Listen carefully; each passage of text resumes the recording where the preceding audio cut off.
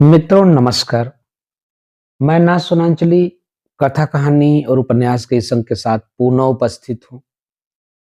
मित्रों इस समय मैं वाचन कर रहा हूँ उपन्यास मैला आंचल का।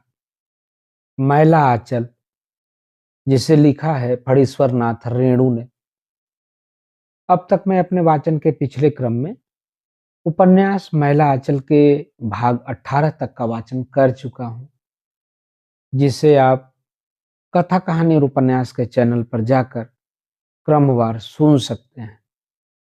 आज लीजिए सुनिए उपन्यास मैला आंचल के भाग 19 का वाचन मेरे अर्थात नाथ सोनांचली के स्वर में। चलो चलो सभा देखने चलो। सोशलिस्ट पार्टी की सभा की खबर ने संथाल टोली को विशेष रूप से आंदोलित किया है। गांव में अस्पताल खुलने की खुशखबरी की कोई खास प्रतिक्रिया संथालों पर नहीं हुई थी। गांव के लड़ाई झगड़े और मेल मिलाप से भी उन्हें कुछ लेना देना नहीं। लेकिन यह सभा जमीन जोतने वालों की, कर्तव्यनिष्ठ और मेहनती संथाल किसानों के दिमाग की मुद्दत से उलझी हुई गुत्थी का सही सुलझाव। जमीन जोतने वालों की सभा। जमीन किसकी? जोतने वालों की। जो जोतेगा वह बोएगा, जो बोएगा वह काटेगा, कमाने वाला खाएगा। इसके चलते जो कुछ हो, कालीचरण समझा रहा है। चारों ओर स्वस्थ सुडौल स्वच्छ और सरल इंसानों की भीड़, श्याम मुखड़ों पर सफेद मुस्कुराहट, मानो काले बादलों में तीज के चांद के सैकड़ों टुकड़े। बिरसा माझी का जवान बेटा मंगल माझी कालीचरण के वाक्यों को गीतों की कड़ी में जोड़ने की चेष्टा करता है। जोहिरे जोतबे सोहिरे बोईबे। सनिया मुर्मू कालीचरण की हर बात पर खिलखिलाकर हंसती है। सरगम के सुर में हंसती है सनिया, तीतर की आवाज की तरह है। हा हा हा।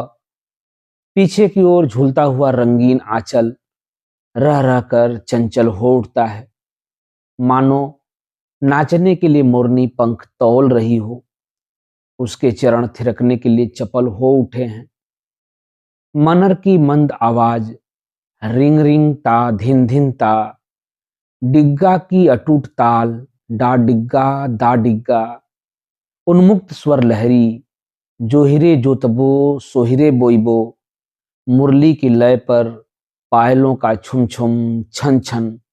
डा डिग्गा रिंग रिंग ता धिन ता। चल चल रे सभा देखे ल्या। 4 पुस्त पहले की बात। संथाल परगना के 3 पहाड़ी अंचल की पथरीली माटी का मोह तोड़कर उबड़ खाबड़ पहाड़ी रास्तों को तय करके जब इनके पूर्वज इस गांव की नरम माटी पर आकर बसे थे, गांव वालों ने जमींदार के पास जाकर फरियाद की थी, हुजूर माई बाप जंगली लोग हैं, सुनते हैं तीर धनुष से जान मार देने पर भी सरकार बहादुर इनको कुछ नहीं कर सकता है। इन्हें हरगिज नहीं बसाया जाए हुजूर। लेकिन जमींदार ने समझाकर कहा था, ऐसी बात नहीं, वे बड़े मेहनती होते हैं। धर्मपुर इलाके में जाकर देखो, राजा लक्ष्मीनाथ सिंह ने इनसे हजारों बीघा बंजर जमीन आबाद करवा लिया है। परती और भीठ जमीन से ही तेजू बाबा को 2000 मन गेहूं उपजाकर संथालों ने दिया है। मालूम? जमींदार ने गांव वालों को विश्वास दिलाया था कि इन्हें गांव से अलग ही बसाएंगे। सभी जमींदारों ने इन्हें जंगल में ही बसाया है। उसके बाद से ही बबूल, झरबेर और साहुड़ के पेड़ों से भरे हुए जंगल हर साल साफ होकर आबाद होते गए। आज जहां सैकड़ों बीघे जमीन में मोती के दानों से भरी हुई गेहूं की बालियां पुरवैया हवा में झूम रही है, धरती का वह टुकड़ा सर्वे के कागजात और नक्शे के जंगल के नाम से दर्ज है। जिस जंगल में बाघ का शिकार खेलने के लिए जिले भर के राजा और जमींदार जमा होते थे, गांव के नई उम्र के लड़के तो विश्वास नहीं करते। नीलहे साहबों के नील के हौज ज्यादातर इन्हीं मूक इंसानों के काले शरीर के पसीने से भरे रहते थे। साहबों के कोड़ों की मार खाकर, जमींदारों की कचहरियों में दिन भर मोगलियाबादी की सजा भुगतने के बाद शाम को मोहन की जादू भरी बंसी बजी और सब कष्ट दूर हो गए। मोगलियाबादी मतलब एक कड़ी सजा। रिंग रिंग ता धिन ता, डा डिग्गा डा डिग्गा। सोने के अनाज से भरे हुए धरती के गुप्त भंडार का उद्घाटन करने वाले पर धरती माता का कोप होना स्वाभाविक है। यही कारण है कि आज जमीन के मालिकों ने, जमीन के व्यवस्थापकों ने और धरती के न्याय ने धरती पर इनका किसी किस्म का हक नहीं जमने दिया है। जिस जमीन पर उनके झोपड़े हैं वह भी उनका नहीं। हल में जुता हुआ बैल दिन भर खेत चाष करता है। चाष करना माने जोतना। इसलिए बैलों को भी धरती का हकदार कबूल किया जाए, यह कैसी बात है। 1947 के कांग्रेसी मंत्रिमंडल के समय इस जिले में एक अंग्रेज कलेक्टर आया था। उसने इस व्यवस्था को अन्याय समझ सुधारने की चेष्टा की थी। जिले भर के भूमिहार, जमींदार और राजा घबरा गए थे। जिले के अधिकांश नेता भूमिहार और जमींदार थे। अंग्रेज कलेक्टर पर इल्जाम लगाया गया। संथालों को भारकर जिले में अशांति फैलाकर कांग्रेसी मंत्रिमंडल को असफल बनाने का षड्यंत्र करता है।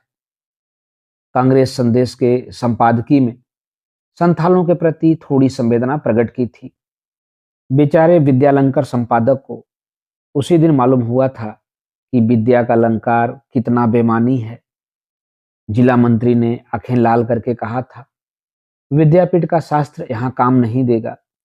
विद्यापीठ में गधे के सर पर सींग तो नहीं जम सकती है। जमींदारों ने अपने भाड़े के लठैतों को जगह जगह संथालों की लहलहाती फसलों पर हुल्का कर माने धावा बोलना, संथाल टोली पर चढ़ाई करवाकर रुपए लाठी के हिसाब से बटोरे हुए लठैतों को संथालों के तीरों से जख्मी करवाकर सबल प्रमाण पेश कर दिया था। संथालों के जोर जुल्म का मुख्य कारण है यह अंग्रेज कलेक्टर, इसी के बल पर वे कूद रहे हैं। अंग्रेज कलेक्टर की तुरंत बदली हो गई। बहुत से संथाल सरकारी गोली से घायल हुए और सैकड़ों ने बिहार के विभिन्न जेलों में सफैया कमान में काम करते करते सारी उम्र बिता दी। सफैया कमान माने मेहतर। इसके बाद फिर कौन चू करता है। लेकिन मानर और डिग्गा की आवाज कभी बंद नहीं हुई, बांसुरी कभी मंद नहीं हुई और न उनके तीरों में ही जंग लगे। आज भी कभी कभी बनेले जानवरों के शिकार के समय सूरज की किरणों में चमकदार चकाचौंध पैदा कर देते हैं इनके तीर। मलेरिया और कालाजार की कीड़ा भूमि में भी ये सबल और स्वस्थ रहकर पीड़ा करते हैं। हड्डियों पर कलापूर्ण ढंग से तराश कर बैठाए जैसे मांस का उभार कभी सूखा नहीं। ताजे फूलों की पंखुड़ियों जैसे उनके ओठ कभी जर्द नहीं हुए और न किसी संथाल के पेट में कभी पिल्ली बढ़ जाने की बात ही सुनी गई। अस्पताल खुलने से उनका क्या फायदा होगा, लेकिन जमीन जोतने वालों की। चलो चलो सभा देखने चलो, किसान राज कायम हो, मजदूर राज कायम हो, गरीबों की पार्टी सोशलिस्ट पार्टी जिंदाबाद। यह जो लाल झंडा है आपका झंडा है, जनता का झंडा है, आवाम का झंडा है, इंकलाब का झंडा है। इसकी लाली उगते हुए आफताब की लाली है। यह खुद आफताब है। इसकी लाली, इसका लाल रंग क्या है? रंग नहीं। यह गरीबों, महरूमों, मजलूमों, मजबूरों, मजदूरों के खून में रंगा हुआ झंडा है। कामरेड सैनिक जी भाषण दे रहे हैं। खून में रंगा हुआ झंडा। बादर दास ने कालीचरण के कहने से हाथ में झंडा लिया था। बादर दास बैष्णव हैं, मांस मछली छूता भी नहीं, और यह आदमी के खून में रंगा हुआ झंडा। उसका धर्म भ्रष्ट कर दिया कलिया ने। छी छी। वह हाथ में झंडे का बांस थामे खड़ा है। वह अचानक ही झंडे के बांस को छोड़ देता है। आदमी के खून में रंगा हुआ झंडा। जोतकी काका कहते हैं, पताका पतन अशुभ, अमंगल और अनिष्ट की सूचना है। सैनिक जी अपना भाषण जारी रखते हैं। भाषण के बीच में रुक जाने से फिर शुरू से याद करना पड़ता है। जिस तरह सूरज का डूबना एक महान सच है, पूंजीवाद का नाश होना भी उतना ही सच है। मिलों की चिमनियां आग उगलेंगी और उन पर मजदूरों का कब्जा होगा। जमीनों पर किसानों का कब्जा होगा। चारों ओर लाल धुआं मंडरा रहा है। उठो किसानों के सच्चे सपूतों, धरती के सच्चे मालिकों, उठो, क्रांति का मशाल लेकर आगे बढ़ो। बोलिए एक बार प्रेम से, सोशलिस्ट पार्टी की जय। यही पार्टी असली है, किसानों की पार्टी, गरीबों की पार्टी। सभा स्थल पर ही 300 मेंबर बन गए। संथाल टोली का एक आदमी भी गैर मेंबर नहीं रहा। सब लाल, सिर्फ सरदार टुड्डू 13 साल का लड़का रह गया है। वह रोता है। सरदार टुड्डू सन्नी जी के पास जाकर अपील करता है, इसका नाम लेम्बरी में नहीं लिखा जाएगा? क्यों? उम्र कम नहीं, देखिए इसको मोच का रेख आ रहा है। बालदेव जी कुछ बोलने को खड़े होते हैं। वासुदेव तुरंत उठकर कहता है, बालदेव जी, आपका व्याख्यान हम लोग बहुत सुन चुके हैं। आप पूंजीवाद हैं, इस सभा में आप नहीं बोल सकते। जनता ने भी विरोध किया। बैठ जाइए, बैठ जाइए, जाइए, कपड़ा का पुर्जी बांटिए, चीनी बिले कीजिए। अरे बाप, कितना टीन छोवा कहा नेताजी ने। 1000 टीन छोवा बिलेक का कर दिया मिनिस्टर कांग्रेसी ने। इसलिए तो देहात से हुक्का उठ रहा है। अब लोग बीड़ी न पिए तो क्या करें? हुक्का के तंबाकू के लिए छोवा गुड़ कहां से आएगा? सब बिलेक हो गया, अन्याय है। तहसीलदार साहब को तो नेताजी ने भरी सभा में बेइज्जत कर दिया। अलबत्ता गाली देते हैं नेताजी। जमींदार के दुम है तहसीलदार, मुफ्तखोर। मगर तहसीलदार साहब हंसते ही रहे थे। उस रात को विदावत नाच के बिगटा की भड़ैती सुनने के समय जैसी मंद मुस्कुराहट उनके चेहरे पर थी, आज भी है। कालीचरण अब खिलावन सिंह के कब्जे से बाहर है। कालीचरण यादव कुल कलंक है। बूढ़ा कुकरू बुढ़ापे तक खिलावन का बैल चराता था और उसका बेटा लीडर हो गया। सुलिंग लीडर। इसको काबू में रखने का कोई हथियार भी नहीं। अंगूठे का टीप भी कभी नहीं लिया इससे। सिपहिया टोली का एक बच्चा भी सभा में नहीं था। उनके टोले में कटिहार से काली टोपी वाली दल के संयोजक जी आए हैं। लाठी भाला टरेनी देते हैं। छोटी जाति के लोगों की सभा में वे नहीं जा सकते। कालीचरण ने सैनिक जी के रहने का प्रबंध मठ पर किया है। महंत रामदास जी तो नाम के महंत हैं। मठ की असल मालकिन तो लक्ष्मी है। 15 सेर दूध को जलाकर खोआ बना है। मालपुआ की सोधी सुगंध हवा में फैल रही है। लक्ष्मी पूछती है, काली बाबू, नेताजी डोलडाल से आकर स्नान नहीं करेंगे?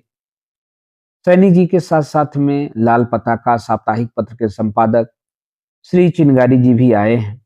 दुबले पतले हैं, दिन भर खांसते रहते हैं। आंख पर बिना फ्रेम वाला चश्मा लगाते हैं। दिन भर सिगरेट पीते रहते हैं।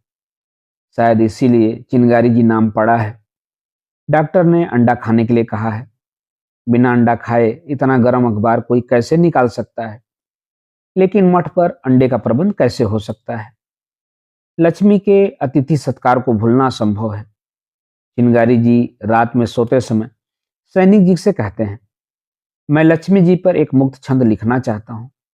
वो महान सदगुरु की सेविका, गायिका पवित्र धर्म ग्रंथ की, वो महान मार्क्स के दर्शन की दर्शिका, सुदर्शने प्रियदर्शनी, तुम स्वयं द्वंद्व युक्त भौतिकवाद की सिनीथेसिस हो। मित्रों, अभी आप सुन रहे थे उपन्यास महिला आंचल के भाग 19 का वाचन मेरे अर्थात नासोनांचली के स्वर में। मित्रों, अब लीजिए सुनिए उपन्यास महिला आंचल के 20वें भाग का वाचन मेरे अर्थात नासोनांचली के स्वर में। कमली डॉक्टर को पत्र लिखती है, प्राणनाथ, तुम कल नहीं आए। क्यों नहीं आए? सुना कि रात में। कमली डॉक्टर को रोज पत्र लिखती है। लिखकर 5-7 बार पढ़ती है, फिर फाड़ डालती है। उसकी अलमारी के कोने में फाड़ी हुई चिट्ठियों का ढेर लग गया है। पत्र लिखने और लिखकर फाड़ने के बाद उसको बड़ी शांति मिलती है। जी बड़ा हल्का मालूम होता है और नींद भी अच्छी आती है। सुना कि रात में तुम गेहूं सांप से बाल बाल बच गए। भगवान को इसके लिए लाख लाख धन्यवाद। रात में डॉक्टर गेहूं सांप से बाल बाल बच गए। गेहूं नहीं, घोड़ करैत। गेहूं और करैत का दोगला। घोड़े से ज्यादा तेज भाग सकता है। घोड़ करैत का काटा हुआ आदमी ओझा गुड़ी का मुंह नहीं देख सकता। आधी रात को खरगोश और चूहे अपने अपने पीड़ों में घबरा कर दौड़ भाग करने लगे। डॉक्टर साहब ने प्यारू को पुकारा, लेकिन प्यारू की नींद नहीं टूटी। जानवरों के कमरे का दरवाजा खोलकर टार्च देते ही डॉक्टर तड़प कर पीछे हट गए। सांप ठीक किवाड़ के पास ही अपनी पूंछ पर सारे धड़ को खड़ा किए फुफकार रहा था। तब तक प्यारू भी जग चुका था। उठते ही उसने बाएं हाथ से ही ऐसी लाठी चलाई कि सांप वहीं ढेर हो गया। 2.5 हाथ का सांप। डाइन का मंत्र 2.5 अक्षरों का होता है और डाइन का भेजा हुआ सांप 2.5 हाथ का। सुबह को जिसने यह बात सुनी, बस एक ही राय कायम की। यह तो पहले से ही मालूम था। डॉक्टर बाबू को इतना समझाया बुझाया कि पार्वती की मां से इतना मेलजोल न बढ़ाएं, नहीं माने। अब समझें, वह राक्षसनी किसी को छोड़ेगी? जिसको प्यार किया उसको जरूर खाएगी।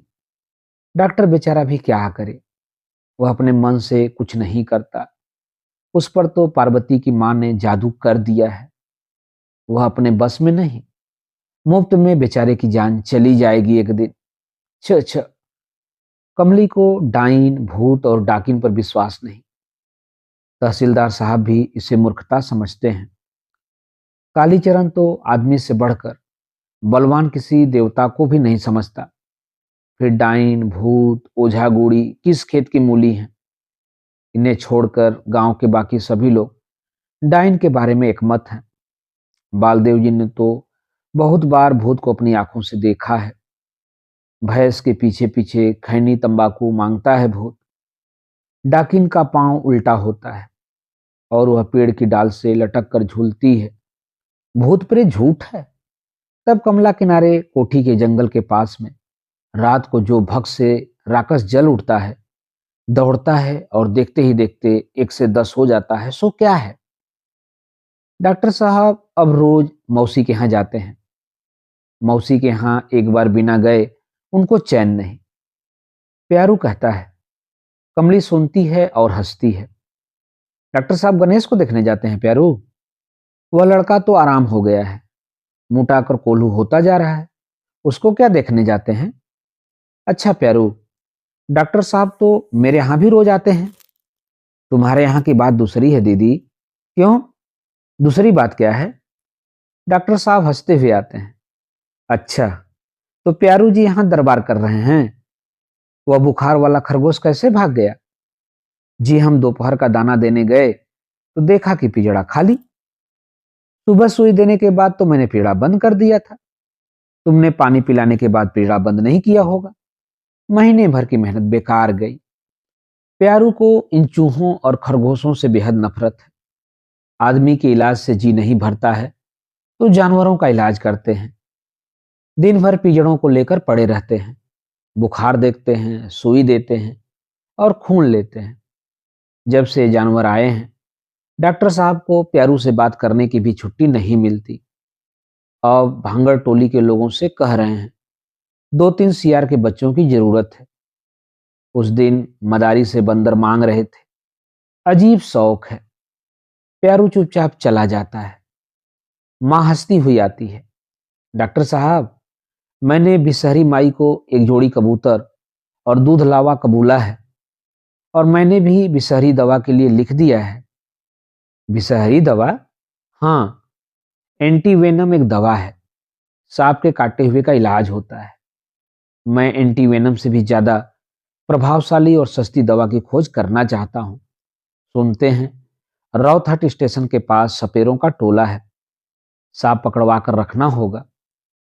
तब माटी के महादेव नहीं, असली महादेव हो जाइएगा।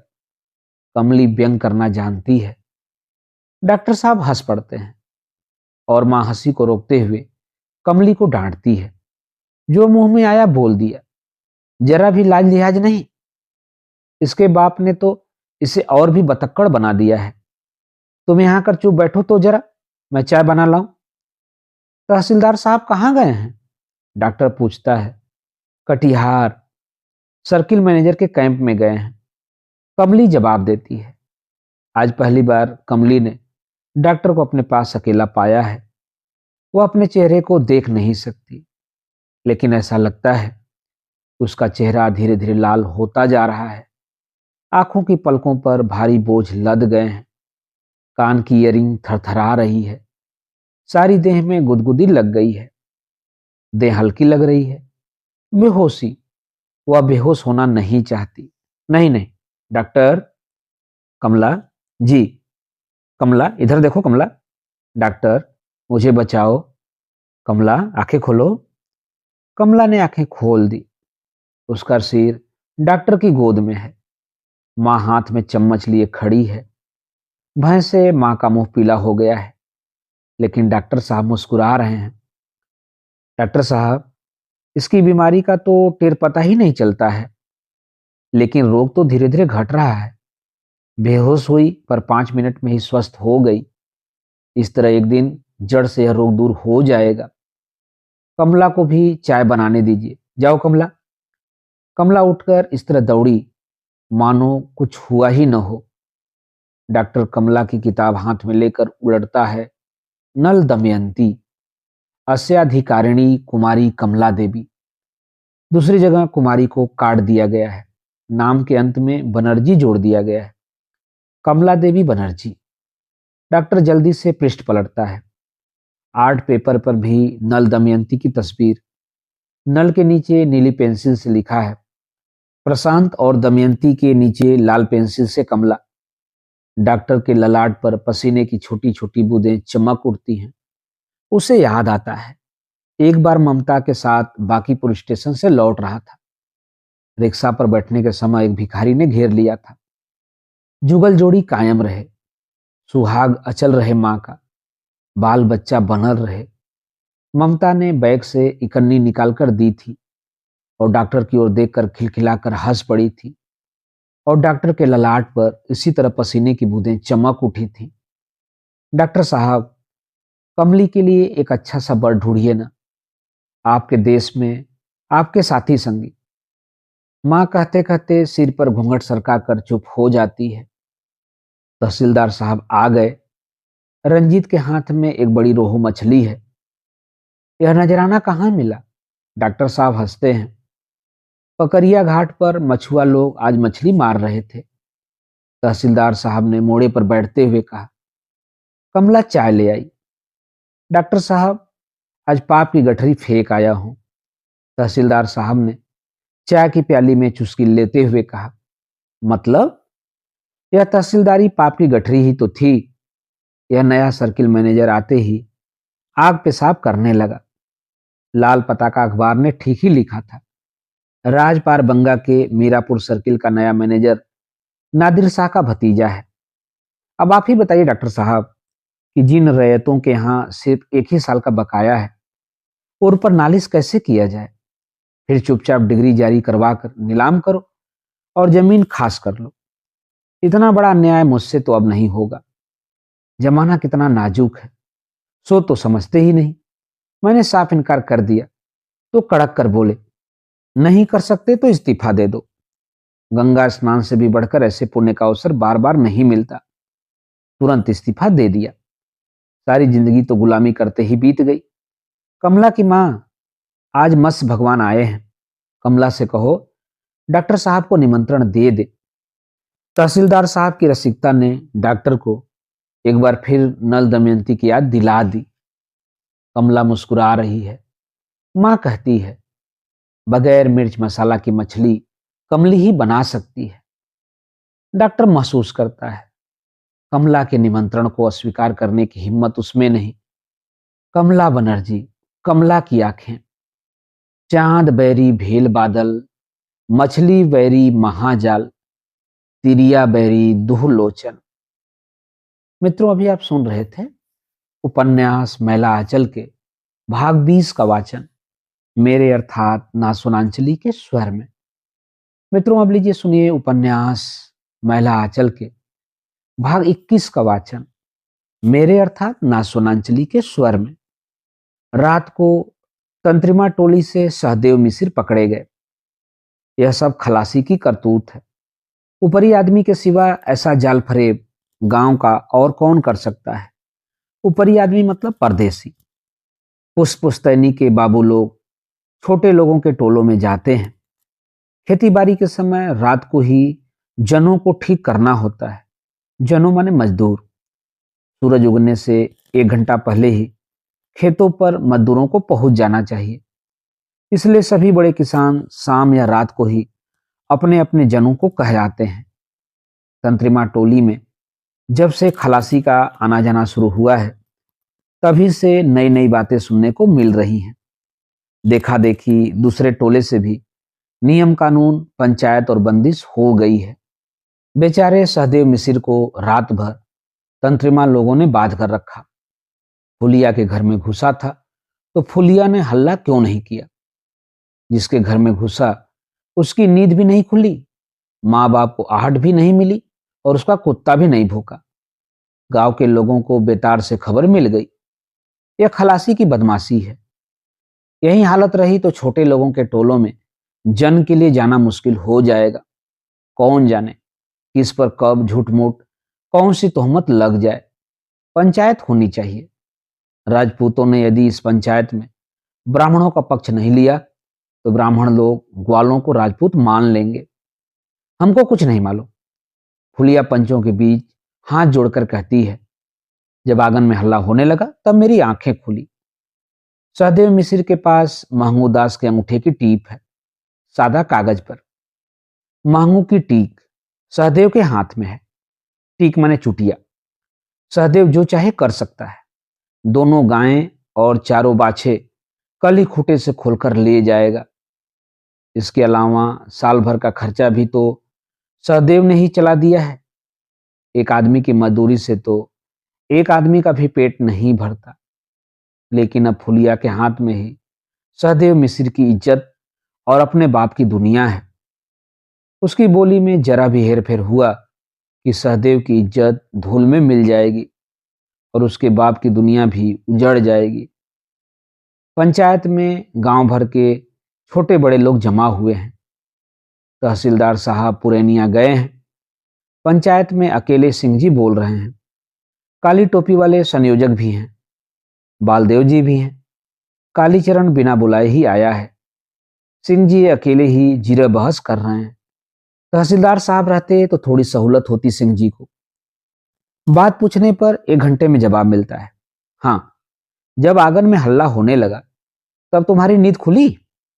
सुन लीजिए सभी पंच लोग। अच्छा, जब तुम्हारी नींद खुली तो तुमने क्या देखा। सहदेव मालिक को आंगन में घेरकर सभी हल्ला कर रहे हैं।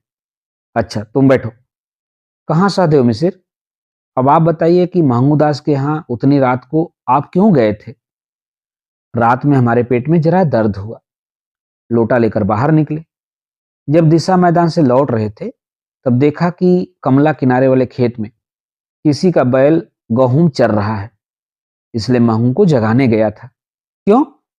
कमला किनारे वाली जमीन का पहरा करने के लिए महमू दास को ही दिया गया है। अच्छा, तब जब हम जा रहे थे तो रबिया और सोनमा को आपके खेत में शकरकंद उखाड़ते पकड़ा। दोनों को डांट डपट दिया। महमू दास को जगाकर जैसे ही हम उनके आंगन से निकल रहे थे कि रबीता, सोनमा, तेतरा और नक्छेदिया ने हमको पकड़ लिया और हल्ला करने लगे। क्या बताएं, हमारा 5 बीघा शकरकंद इन्हीं सालों ने चुरा कर खत्म कर दिया। अच्छा, आप बैठ जाइए। कहाँ मांगू? जी सरकार। मांगू बूढ़ा हाथ जोड़कर खड़ा होता है। सहदेव मिसिर ने तुमको जाकर जगाया था? जी सरकार। अब पंच लोग फैसला करें कि असल बात क्या है। कालीचरण कैसे चुप रह सकता है? पंचायत में एक तरफा बात नहीं होनी चाहिए। रबिया और सोनमा पार्टी के मेंबर हैं। यह तो पंचायत नहीं मुंह देखी है। कालीचरण कैसे चुप रह सकता है? सिंह जी, जरा हमको भी कुछ पूछ लेने दीजिए। पंचायत के सभी पंचों की निगाहें अचानक कालीचरण की ओर मुड़ गईं। सिंह जी गुस्से से लाल हो गए, लेकिन पंचायत में गुस्सा नहीं होना चाहिए। राजपूत टोली के नौजवान आपस में कानाफूसी करने लगे। संयोजक जी ने पाकेट टटोल कर देख लिया। सीटी लाना भूल तो नहीं गए हैं? ज्योतिकी जी ऐतराज करते हैं। कालीचरण को हम लोग पंच नहीं मानते, तो पहले इसी बात का फैसला हो जाए कि पंचायत के कितने लोग हमको पंच मानते हैं और कितने लोग नहीं। एक आदमी के चाहने और न चाहने से क्या होता है? अच्छा पंच परमेश्वर, क्या हमको इस पंचायत में बैठने, बोलने और राय देने का हक नहीं? क्या हम इस गांव के बासिंदे नहीं? कालीचरण खड़ा होकर कहता है, यदि आप लोग हमको पंच मानते हैं तो हाथ उठाइए। गुमसुम बैठे हुए सैकड़ों मुख जानवरों के सिर में मानो अरना भैंसा के सिंग जम गए। सैकड़ों हाथ उठ गए। अरना भैंसा मतलब जंगली भैंसा। दोनों हाथ नहीं, एक हाथ। ठहरिए, गिनने दीजिए। 1 2 3 4 5, 105। बालदेव जी ने हाथ नहीं उठाया। 105। अब जो लोग हमको पंच नहीं मानते हाथ उठाएं। 1 2 3 4 5, 15। सिर्फ 15। सिंह जी को विश्वास नहीं होता, खुद गिनते हैं। राजपूत और ब्राह्मण टोली के लोग कहां चले गए? जोतकी जी के लड़के नाम लरेन ने भी कलिया के ही पक्ष में हाथ उठाया है। फुलिया, कालीचरण की बोली सुनकर डर लगता है। फुलिया फिर खड़ी होती है। देखो, यह पंचायत है। पंचायत में परमेश्वर रहते हैं। पंचायत में झूठ बोलने से हाथों हाथ इसका फल मिलता है। सच सच बताओ, सच्ची बात क्या है? बोलो। सहदेव मिसिर हमारे घर में घुसे थे। तुमने हल्ला क्यों नहीं किया? बोलो। बोलो, डरने की कोई बात नहीं। बाबा के डर से। बाबा के डर से? हाँ, बाबा सहदेव मिसिर का कर्जा धारते हैं। बैठ जाओ, मांगो। मांगो हाथ जोड़कर फिर खड़ा होता है। क्या बात है? पुलिया जो कहती है ठीक है। डरो मत, जो बात है बताओ। कौन गाछ ऐसा है जिसमें हवा नहीं लगती है और पत्ता नहीं झड़ता है? दूसरों की बात मत कहो, अपनी बात बताओ। अकेले हमको क्या दोख देते हैं? गांव भर का यही हाल है। कौन घर ऐसा है? मैं तुमसे पूछता हूं। पहले तुम अपनी मां से जाकर ईमान धर्म से पूछो कि तुम किसके बेटा हो। ज्योतिकी जी हिम्मत करके कहते हैं। क्रोध से उनकी आंखें लाल हो उठी हैं। ज्योतिकी काका, हमको अपने बाप के बारे में मालूम है। ज्योतिकी जी अपनी स्त्री से पूछें कि उनके पेट में किसका बच्चा है। चिल्ला कर कहता है। कौन नहीं जानता कि ज्योतिकी जी का नौकर। चुप रहो सुंदर। कालीचरण लोगों को शांत करता है। चुप रहो, शांति शांति। टू टू टू संयोजक जी सीटी फूकते हैं। 1 दर्जन से भी ज्यादा नौजवान राजपूत टोली से हाथ में लाठी लेकर दौड़ आए और पंचायत को चारों ओर से घेर कर खड़े हो गए। सिंह जी, इन लाठी वाले नौजवानों को आपने बुलाया है? तो आप पंचायत नहीं दंगा करवाना चाहते हैं? कालीचरण पूछता है। सिंह जी कहते हैं, अब यह पंचायत नहीं हो सकती। पार्टी बंदी से कहीं इंसाफ होता है? सिंह जी राजपूत टोली के पंचों के साथ उठ खड़े होते हैं। काली टोपी वाले जवान सिंह जी को, संयोजक जी को और राजपूत टोली के पंचों को चारों ओर से घेरे में लेकर फौजी कयावत करते हुए चले जाते हैं। ज्योतिकी जी के साथ ब्राह्मण टोली के पंच लोग भी चूहेदानी में फंस गए हैं। खिलावन बाबू का सहारा है। बालदेव जी भी हैं, लेकिन कालीचरण का गुस्सा। तो पंचायत का यह फैसला है कि महमूदास अपनी बेटी फुलिया का चुमौना खलासी के साथ करा दे और आज से सभी टोले के लोग बाबू लोगों पर नजर रखें। पंचायत के सभी पंच एक स्वर से कालीचरण की राय का समर्थन करते हैं। ज्योतिकी जी भी हाथ उठाते हैं और बालदेव जी भी। यह तो न्याय की बात है, इसमें डिफेट करना अच्छा नहीं। सहदेव मिश्र के पास सादे कागज पर मेरा अंगूठा का टीप है। यदि उसे भरकर नालिश कर दें तब? महमूदास गिड़गिड़ाकर कहता है। सहदेव मिश्र जब मुकदमा करेंगे सभी पंच तुम्हारी गवाही देंगे। वह एक पैसा भी तुमसे नहीं पा सकते। मित्रों, अभी आप सुन रहे थे उपन्यास मैला आंचल के भाग 21 का वाचन मेरे अर्थात ना सोनांचली के स्वर में। उपन्यास मैला आंचल के आगे के भागों का वाचन आप मेरे वाचन के अगले क्रम में सुन सकते हैं। तो जुड़े रहिए कथा कहानी उपन्यास के साथ। धन्यवाद। नमस्कार।